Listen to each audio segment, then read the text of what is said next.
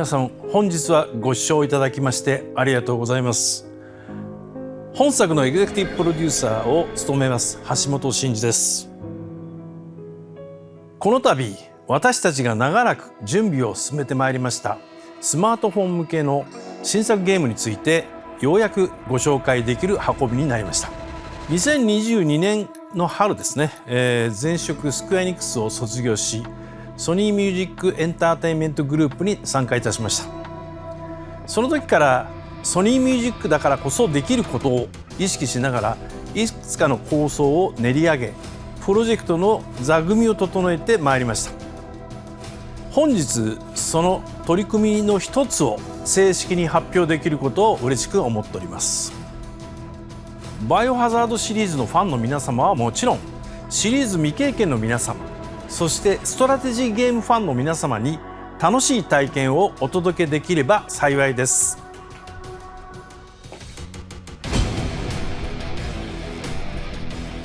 バイオハザードサバイバルユニット、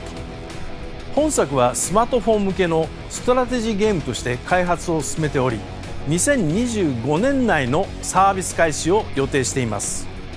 私にとって前職を卒業してからゲームプロデューサーとして初めて世に送り出す大規模プロジェクトとなります。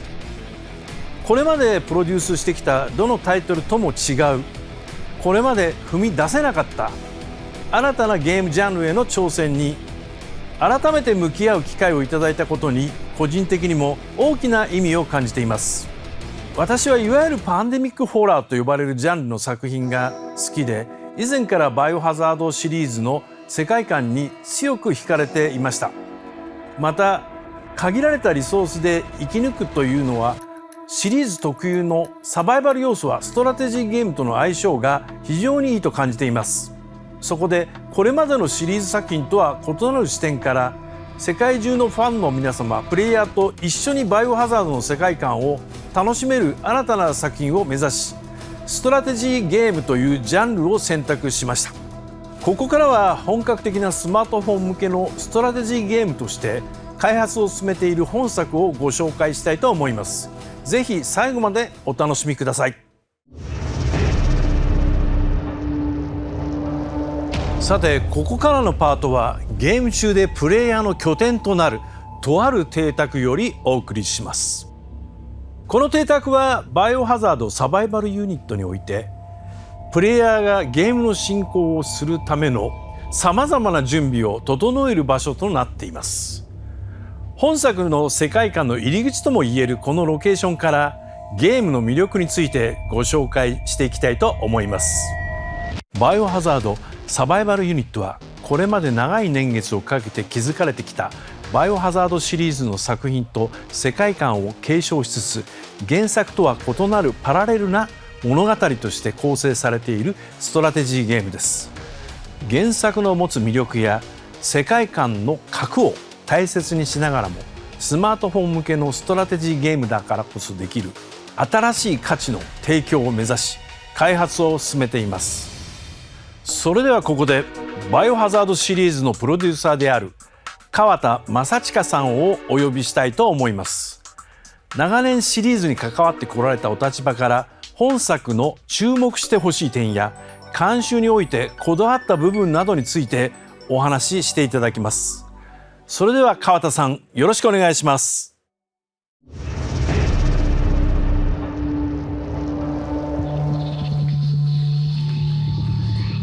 よろしくお願いします。ようこそ。バイオハザードシリーズの、プロデューサーをしております、カプコンの川田正親です。こうしてこの場に、呼ばれまして、大変光栄に思っております。1996年に誕生したバイオハザードは手に汗握るホラー要素、そしてその恐怖を打破していく爽快感あるアクション要素が合わさって独自の世界観と体験を提供してきました。バイオハザードサバイバルユニットはこれまで30年近くシリーズが描いてきた世界観やキャラクターの在り方について我々カプコンが監修という立場で協力させていただいています。バイオハザードシリーズが本格的なストラテジーゲームとなるのは今回が初めての試みとなります。世界各国のシリーズファンやスマートフォンゲームユーザーの皆さんに楽しんでいただける内容になっていることを私自身とても期待しています。今回この発表の場にシリーズプロデューサーである川田さんにお越しいただけたこと、心から光栄に思っております。こうして一緒にこの場をお迎えすることが本作にとっても私たち開発チームにとっても大きな力になっています。最初にこのプロジェクトについて聞いた時は正直驚きました。これまでのシリーズ作品とは異なるゲームジャンルのバイオハザードがどのようにユーザーに受け入れてもらえるものになるのか、慎重に考える必要がありました。ですが橋本さんがプロデューサーとして指揮を取り、さらにこのジャンルのゲーム開発に実績のある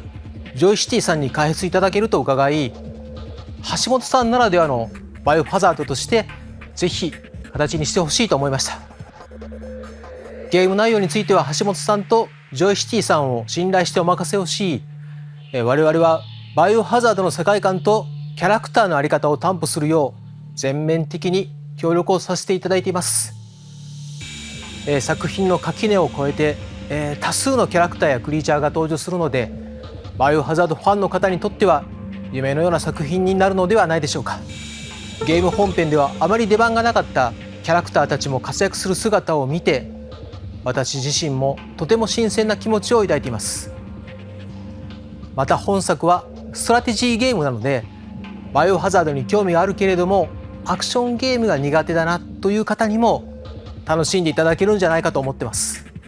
これまでのファンの方々にも新しい視点から本作の世界を楽しんでいただけるのではないかと、今からとても楽しみにしています。川田さん、ありがとうございました。さて続いて本作の開発を務めるジョイシティのプロデューサーゲ・ドンギュンさんにも加わっていただきます。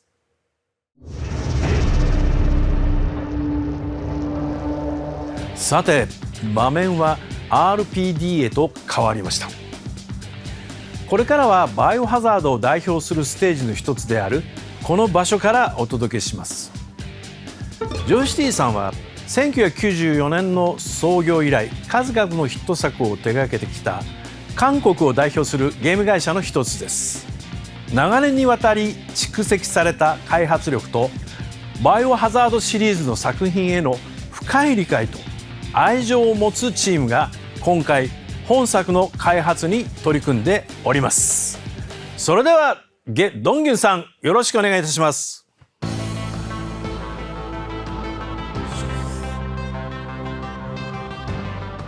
조이스티의 프로듀서 개동균입니다.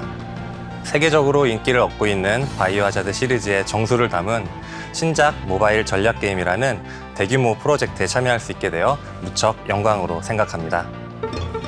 오랫동안 사랑받아온 세계관과 캐릭터들을 존중하면서도 저희 조이스티만의 새로운 가치를 더하고 싶다는 생각으로 개발에 임했습니다. 저 또한 바이오 하자드의 팬으로서 조이스티가 노하우를 가지고 있는 전략 장르를 통해 바이오 하자드의 새로운 경험을 선사할 수 있게 되어 무척 기쁘고 설레입니다. 그럼 지금부터 실제 게임 화면과 함께 저희 게임을 소개해드리겠습니다. 게임의 배경이 되는 시점은 바이오 하자드 알리2와 알리3와 같은 시점에서 시작되며 점차 평행한 세계관으로 진행됩니다. 비록 평행 세계관의 이야기이지만 원작에서 등장했던 인물들의 개성과 관계성 등 게임의 핵심적인 요소들은 원작 그대로 계승하고 있습니다. 따라서 전략 게임 팬들은 물론 바이오 하자드 시리즈의 팬들도 즐길 수 있습니다. 다음은 게임 소개 영상입니다. 이야기는 엄브렐러의 실험체로 구성되어 있던 주인공이 깨어나면서 시작됩니다. 플레이어는 갇혀있던 병원에서 조금씩 상황을 파악하면서 탈출을 시도하게 됩니다. 게임 내에는 원작의 연출과 세계관을 오마주한 기믹, 아이템, 퍼즐 요소들이 곳곳에 숨겨져 있습니다. 그리고 게임을 진행하면서 이러한 전투도 진행하게 되는데요. 캐릭터들은 각자 고유한 스킬을 보유하고 있으며 이를 전투에서 효과적으로 활용하는 것이 핵심입니다. 플레이어는 상황에 맞는 전략을 세워 강력한 크리처들에 맞서 싸우게 됩니다. 이번에는 본 작품의 핵심이 되는 근거지에 대해 소개해드리겠습니다. 이곳은 플레이어의 주요 활동 무대이자 안전지대인 근거지입니다. 플레이어는 바이오하자드 캐릭터들을 동료로 맞이하여 이곳을 거점으로 생존을 위한 준비를 하게 됩니다. 또한 근거지에서는 캐릭터들과의 특별한 대화 이벤트도 경험하실 수 있습니다. 근거지의 중심이 되는 저택 내부는 원작을 오마주한 요소들이 곳곳에 담겨 있습니다. 근거지에는 원작 게임에도 등장하는 무기상인으로부터 게임 진행에 필요한 다양한 아이템을 구입하는 것도 가능합니다. 또한 시리즈의 인기 캐릭터들이 게임의 핵심 요소로서 대거 등장합니다. 각 캐릭터는 고유한 능력과 특성을 지니고 있어 플레이어는 자신의 스타일에 맞는 캐릭터 조합을 구성하고 육성할 수 있습니다. 이를 통해 플레이어만의 독특한 전술을 구사할 수 있도록 설계되었으니 많은 기대 부탁드립니다. 지금까지의 소개를 통해 게임의 전반적인 모습을 살펴보셨는데요. 이어서 바이오하자드 팬들께서 특히 궁금해하실 만한 포인트를 소개해드리겠습니다. 앞서 보여드린 것처럼 바이오하자드 서바이벌 유닛에는 시리즈의 역대 작품들에서 활약했던 인기 캐릭터들이 총 출동합니다. 이 상징적인 캐릭터들이 한자리에 모여 바이오하자드 팬들에게 특별한 경험을 선사할 것입니다. 서로 다른 작품의 캐릭터들이 한 팀이 되는 등 본작만의 독특한 재미를 담아냈으니 많은 기대 부탁드립니다. 그럼 본작에 등장하는 캐릭터들을 일부 소개해드리겠습니다. 레오는 탁월한 성능을 가진 캐릭터로 등장합니다. 많은 플레이어의 사랑을 받는 캐릭터가 될 것이라고 확신합니다. 클레어는 플레이어가 위기에 빠졌을 때 구원의 손길을 내밀며 처음 만납니다. 친근하면서도 믿음직한 동료로 활약합니다. 질은 본 작품에서도 용감한 면모를 마음껏 발휘할 예정입니다. 강력한 무기도 기대해주세요. 카를로스도 빼놓을 수 없는 캐릭터입니다. 개인적으로 카를로스의 여유롭고 듬직한 모습을 좋아합니다. 본 작품에서의 카를로스의 활약도 기대해주세요. 마빈은 꼭 등장시키고 싶었던 캐릭터입니다. 여러분의 인상에 강하게 남아있는 마빈이 본 작품에서 활약하는 모습을 기대해주세요. さてここまで本作の大きな枠組みと登場するキャラクターの一部についてご紹介してまいりました。ゲドンギュンさんありがとうございました。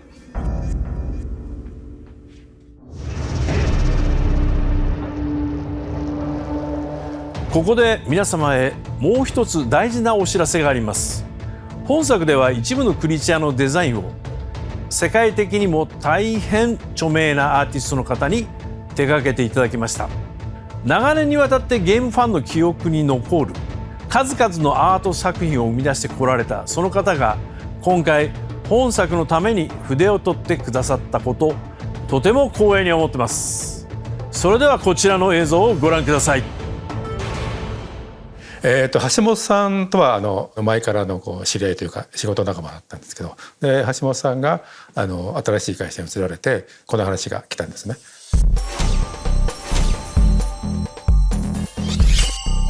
いやーちょっといいのかなって感じで、これは人に言えないなと思って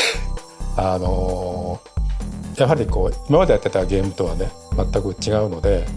まあでも僕のやることはもうその絵を描いてキャラクターを作るってことなんで、それに関してはもう怖いもの系って意外と僕好きなんで、バイオハザードってことでちょっとこれは面白そうだなと思いました。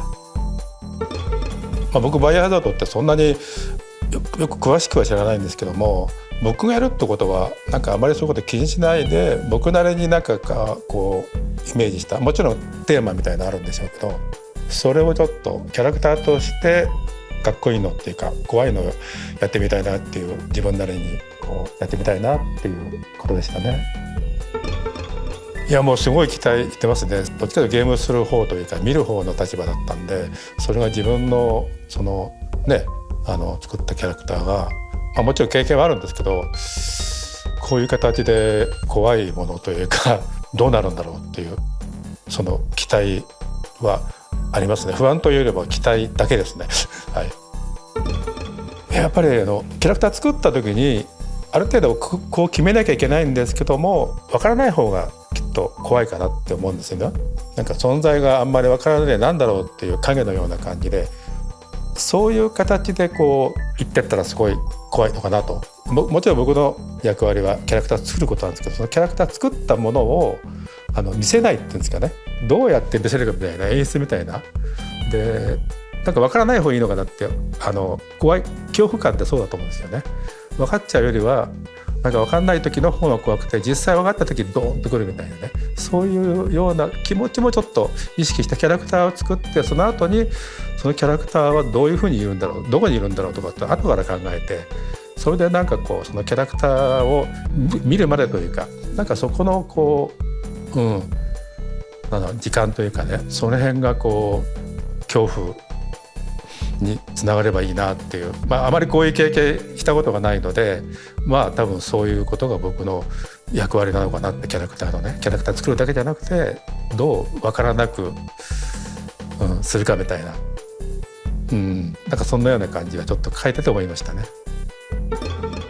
いや今回は本当おめでとうございます。もうデビューということで、もうすごい期待してます。もう橋本さんね、実績はもう皆さんご存知だと思いますから、でこれでどういうふうに世界に向けてインパクト強いものはこう出すかってことで期待してますんで、僕もそれのねお手伝いできて非常にこう幸せですから、ぜひ皆さん、期待してください。天野義孝先生、ありがとうございました。本当にありがたいお言葉をいただき、身の引き締まる思いです。今回私が前職時代に大変お世話になったご縁からお声掛けさせていただきました。そんな先生から激励のお言葉をいただけたことは、私たちにとって何よりも励みです。先生のご期待に応えられるよう、チーム一同しっかりと作品作りに向き合ってまいります。こちらは天野先生がデザインを手掛けたクリーチャーモルテムです。まるで今にも動き出しそうなほどの生命力を感じさせるこのアートワークを、我々とジョイシティさんで丁寧に、そして多くの試行錯誤を経てゲームの中へと落とし込んでいます。こちらの映像をご覧ください。天野先生に描いていただいたラフデザインをもとに、ジョイシティの熱意あるスタッフたちがじっくりと時間をかけてバイオハザードサバイバルユニットのクリーチャーとして作り上げました。天野先生のオリジナルの繊細なタッチや生命力を大切にしながら、ゲームの世界で息づく存在へと落とし込んだ、その仕上がりをぜひご覧ください。こちらのモルテムはゲーム内である重要な役割を担うクリーチャーとして登場します。プレイヤーにとってどのような存在となっていくのか、その関係性や物語の中での位置づけにもぜひご注目ください。